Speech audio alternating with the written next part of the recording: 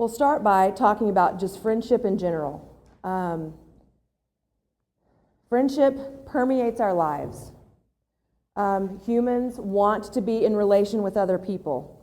Most of the time, we don't want to just be by ourselves in the world. We want to have people around us. Sure, there are times when we definitely like to let Calgon take us away and get out of the world for a while, but most of the time we do seek for some sort of, relation.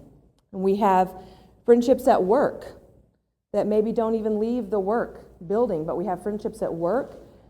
Friendship impacts our marriage. Friendship is part of marriage. We have friendships that affect our family. What is the saying that God gives us friends to make up for our family or something like that? Because we get to choose our friends, but we don't get to choose our family. And there are people in your family that you probably wouldn't pick as your friend. And you interact with them because they're your family. But so that we have, again, another type of relationship. And we have, our friendships can also affect our children. I don't know if any of you can think about friendships you had to give up because it was impacting maybe your children or your marriage or another part of your life negatively, and you had to give up that friendship. Not necessarily because it was toxic, but just for whatever reason. Friendship, of course, is impactful, it's important, and most of the time has positive things to contribute to our world. Our friends, we turn to them, when we can't turn to our husbands or family. We even have friends that, I can talk to this friend about these things. I would never talk about these things with this friend. So we even have them a little bit compartmentalized so that we have places to put everything. There must be a balance when you have a friendship. Any relationship, really, but we're talking about friendship. You have to have a give and take. You can't have somebody who always needs, who always requires energy, who's always kind of sucking the energy from you, and you can't be the one that's always needy. Now, there are times when, yes, maybe there's a good stretch, you're going through something, and you and your friends are there for you, but then it needs to also be reciprocal, where you give back, because that's when you start really getting those, and you build those bonds. I have a best friend that I've had for years, and at the beginning of our friendship, as we're kind of getting to know each other, there were times when it really felt like I was giving a whole lot more than I was getting. And then just about that time, something would happen and it would switch. And I would be in a position and she would be there and, it would be my turn. So over time, I think that helped sort of solidify our relationship. It grounded our relationship, and we were able to have disagreements and arguments and come back around to being good friends. We're not the same. We don't always see the world the same. We don't even have some of the same interests. But on an emotional level, we're pretty equal. So I think that's where you have to sometimes go through those trials with friends to really come out on the other side. So I think there's probably a global definition of friendship that we as adults can come up with, and there's probably the global definition that adolescents can come up with as well. And then we all kind of have what's most important to us. Then it comes down to our personal preference, I guess, so to speak. What we're able to tolerate, what we're not able to tolerate, what we're willing to tolerate. And I think when we're younger and we're adolescents, I think that's when we tolerate a whole lot more. And we put up with a whole lot more, and we may even dish out a whole lot more. So let's talk about toxic, okay? What is a toxic relationship? Toxic relationships are unsupportive. We said support as a definition of a friend. They're draining. A toxic friend is somebody, when you spend time with them, you're not rejuvenated afterwards. You don't have a smile on your face and you don't come home all happy and thinking about what a great time you had. You're like, I just need to go to bed. I'm exhausted. You're emotionally drained from hanging out with that person. As adults, may take us a little couple of times, but we're going to kind of catch on to that. After I hang out with that person, I do not feel good. But I'm not sure adolescents are going to make that connection. Not very quickly. Not very quickly. And later we're going to talk about how to help them make that connection. It's unrewarding. It can be stifling. You're on your way out the door to meet a group of friends. The toxic friend calls in a crisis, surprising, and needs you immediately. Okay? So just kind of always putting out that flame. Always, you can't really do anything good or fun. You feel like you have to always go and rescue. Unequal. We talked about the give and take. Sometimes you need your friend, they need to be there for you, but then you give back. And in a toxic relationship, the toxic friend does not give back, and oftentimes gets angry or upset if you ask them to give back. It's stressful, they're unreliable, overly demanding, they give nothing in return. Avoidance and guilt.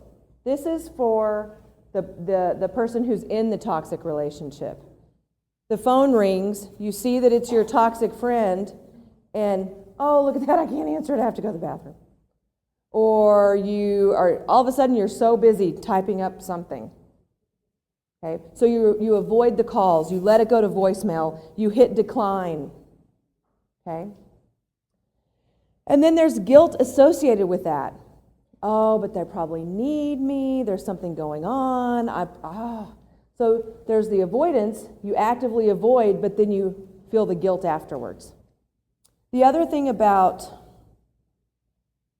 guilt and avoidance and being in a toxic relationship is that oftentimes you don't feel like you can end that friendship. You feel trapped. You feel like there's nothing you can do that will get you out of it. For adults, maybe it's because you've had that friend for years. Maybe since childhood. And so getting out of that relationship would really be dramatic and really cause a lot of problems. And it would take a lot of strength, it would take a lot of courage, and a lot of emotional energy to end that relationship.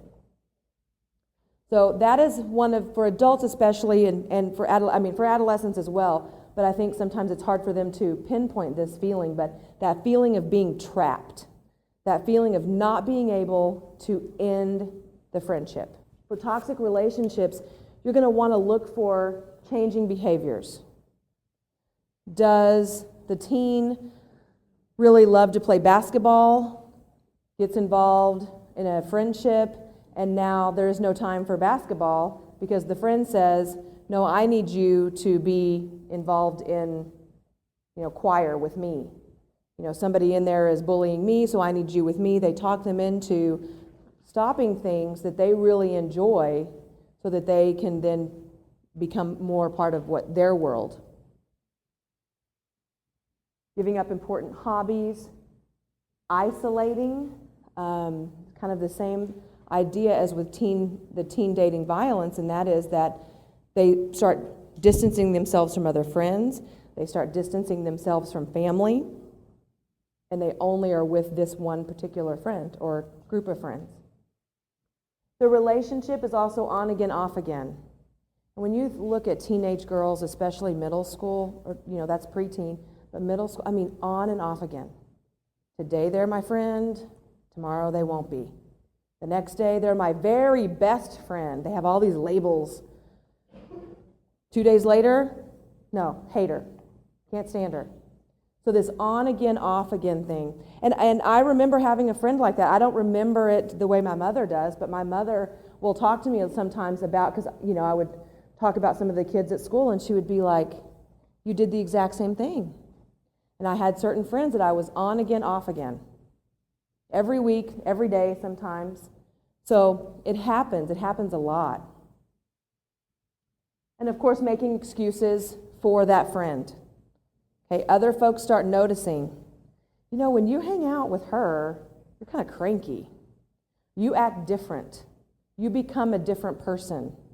And then that leaves the person in the toxic relationship feeling like they have to defend this person. Adolescence and friends. Okay, we've been talking a little bit about this. Adolescence and friends. Friends become the primary focus. They want to spend time with friends. They don't want to spend time with family. Going on an outing with you is boring and lame, and all of the other words that they use. And they want to be with their friends, even if it's sitting around watching TV and playing Wii all day. That's much better than any trip to Six Flags, okay? So the friends become the primary focus in that stage. We talked about this already. There's that need to be accepted. There's that need to have people like you and want you to be part of their group. Lifelong friendships. This is where the example over here was, that's sort of the societal value, and what we hear is that we have to have lifelong friends and best friends forever. So, we stick it out, and that's their aim, and that's their thought at that time, is that this person will be my friend forever.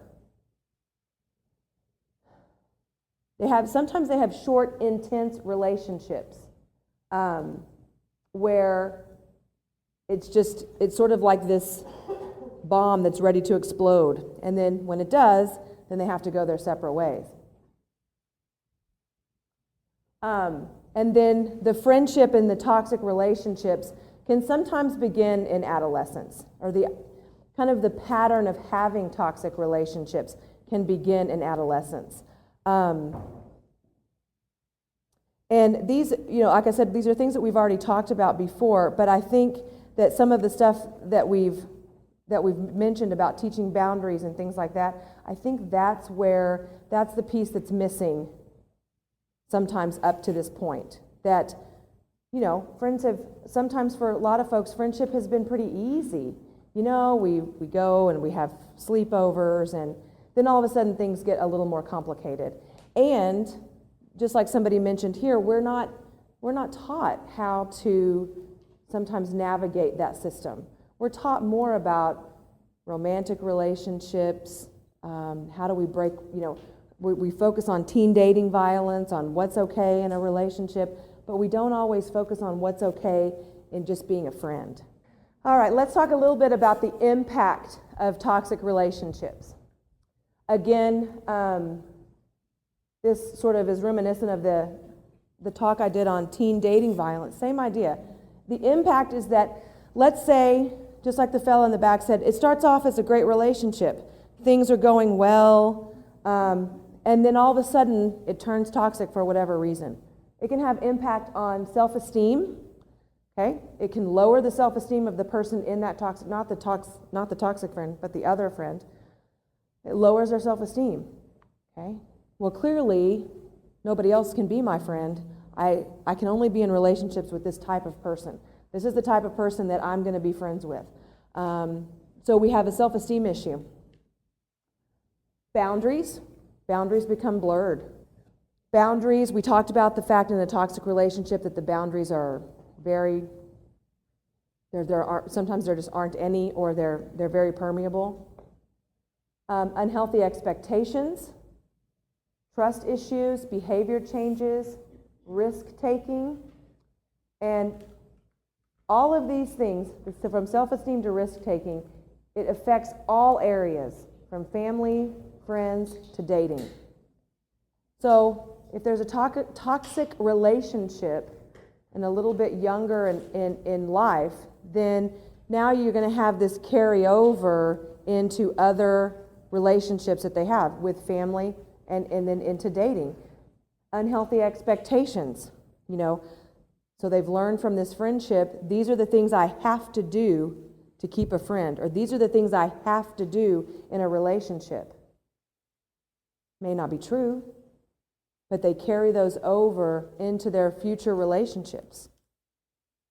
So then potentially all of their relationships can be damaged. They don't always have to be all toxic, but they can be damaged. And so that person is not perceived as a good friend. Risk-taking. What do you think when you see that, when it comes to toxic relationships? Okay. So she was saying that in what they see is in the gang, they're accepted, they feel part of. On their own, they might not have taken a risk, but together with that group, they do risky behaviors. Yes, ma'am. There's a spectrum. Yeah, absolutely. And, when you tell that story, I just kind of feel what I think you might have been feeling, all of this kind of angst of, I shouldn't be doing this isn't the right thing to be doing, but she's my friend and she needs my help. And so all of this just kind of anxiety and angst and guilt kind of just, kind of hit me. And again, adolescents have all these feelings, have all this angst and guilt around a particular relationship. And so then, we have the acting out, we have potential, anger issues. What it will look like potentially is anger. So, all those feelings just are very uncomfortable.